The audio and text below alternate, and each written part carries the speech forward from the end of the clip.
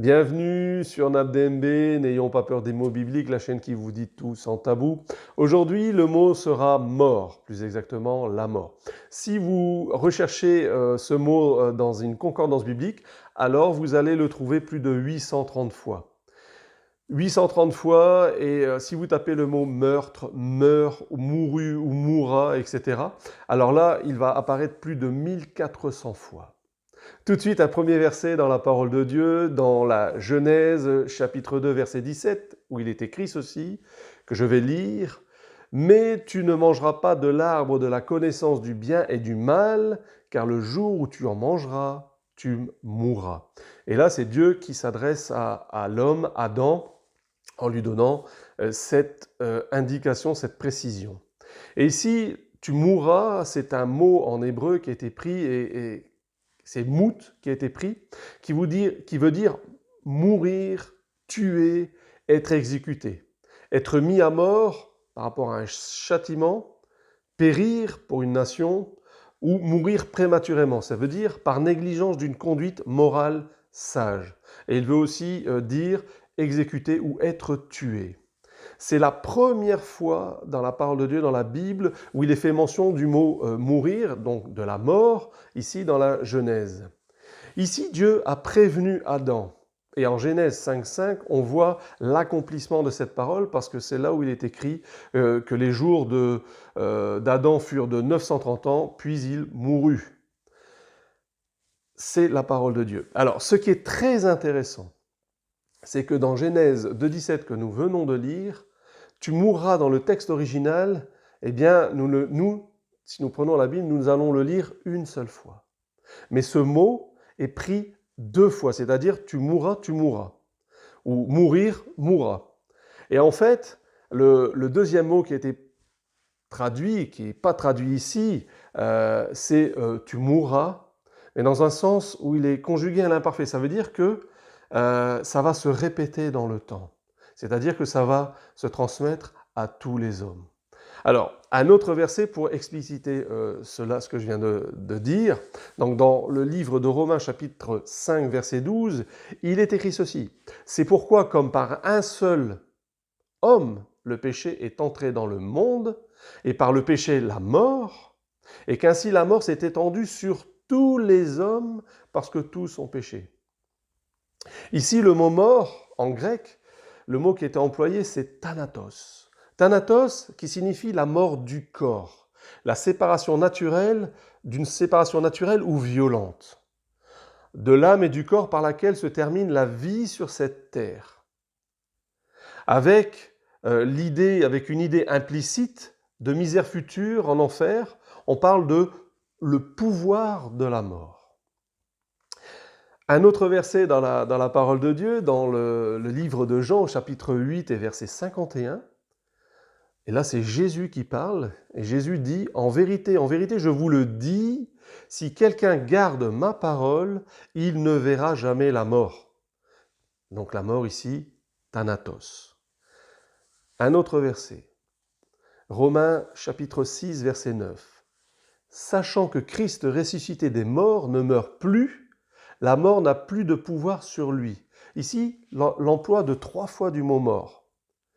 Donc, le premier mot, mort, sachant que Christ ressuscité des morts, ici, en grec, c'est nékros qui a été pris. Nékros qui signifie réellement. Celui qui a rendu son dernier souffle, qui est sans vie, qui est décédé, qui est parti. C'est sans vie, qui a perdu la vie, qui est inanimé.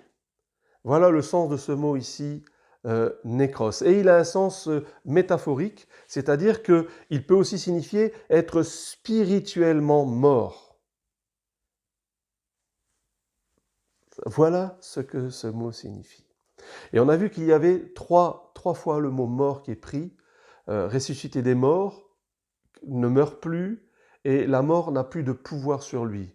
Donc, le premier mot, c'est nékros. Le deuxième, c'est apotnesko, qu'on va voir un petit peu plus loin. Et le troisième, c'est thanatos, que nous avons vu dans les versets précédents.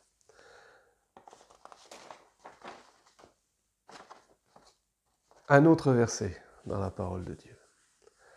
Dans le livre de Hébreux, au chapitre 9 et verset 27, il est écrit ceci. « Et comme il est réservé aux hommes de mourir une seule fois, après quoi vient le jugement, nous dit la parole de Dieu. » Et ici, le mot « mourir », c'est « apotnesko », comme on a vu dans le verset précédent où il était repris 3 fois. Apotnesko signifie « mourir », d'une mort naturelle d'un homme ou d'une mort violente. Périr par le moyen de quelque chose. Par exemple, ça pourrait être des arbres, des semences qui vont sécher. Ça peut être de la mort éternelle. Ou être sujet à la misère éternelle en enfer. Voilà ce que signifie ce mot. Nous avons pu constater qu'il y existe plusieurs mots différents pour décrire ce qu'est le mot mort ou la mort. Et d'ailleurs, quand on regarde Thanatos, il est souvent pris sous forme de la mort, comme on a vu le pouvoir de la mort. Donc comme la mort qui pourrait être quelque part personnifiée. Et il est dit que ce pouvoir de la mort, sera détruit. Le pouvoir de la mort sera détruit. La mort sera détruite. Et là, nous avons un verset dans 1 Corinthiens 15, verset 26, qui nous dit « Le dernier ennemi qui sera détruit, ou qui sera rendu inactif, c'est la mort, Thanatos. » Il y a aussi bien sûr la mort naturelle, la mort du corps, qui est là le mot qui est en général qui est pris, c'est nécros, comme nous avons pu le voir. La Bible, qui est la parole de Dieu, nous parle de la mort, comme nous venons de le voir. Mais elle dit aussi qu'il y aura la seconde mort. La seconde mort. Alors qu'il est écrit qu'il est réservé aux hommes de mourir une seule fois, comme nous l'avons vu un petit peu plus haut dans Hébreux 9, 27. Qu'est-ce que cela peut signifier exactement? Alors nous avons un élément de réponse qui se trouve dans le livre de l'Apocalypse, au chapitre 2 et verset 11, qui nous dit que celui qui a des oreilles entende ce que l'Esprit dit aux églises, celui qui vaincra ou qui remportera la victoire n'aura pas à souffrir la seconde mort, Thanatos.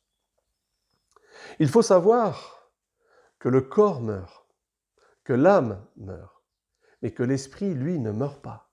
L'esprit, lui, est éternel. C'est pour cela qu'il y aura la seconde mort. Celle-ci n'est pas physique ou corporelle, mais elle est bien spirituelle, éternelle. Je me rappelle de cette phrase qu'un pasteur de la Porte Ouverte de Mulhouse a dit un jour dans une de ses prédications, que je vais vous lire maintenant, que je vais dire maintenant. Il a dit ceci: « Je préfère naître 2 fois et mourir 1 fois, que de naître 1 fois et mourir 2 fois. » Alors cela signifie que le croyant va naître 1 fois physiquement, mais qu'il va naître aussi une 2e fois spirituellement et qu'il va mourir 1 fois physiquement. Et qu'un non-croyant, quelqu'un qui ne croit pas en Dieu, lui va naître 1 fois physiquement, il va mourir 1 fois physiquement, mais il va mourir une 2e fois spirituellement. À bientôt.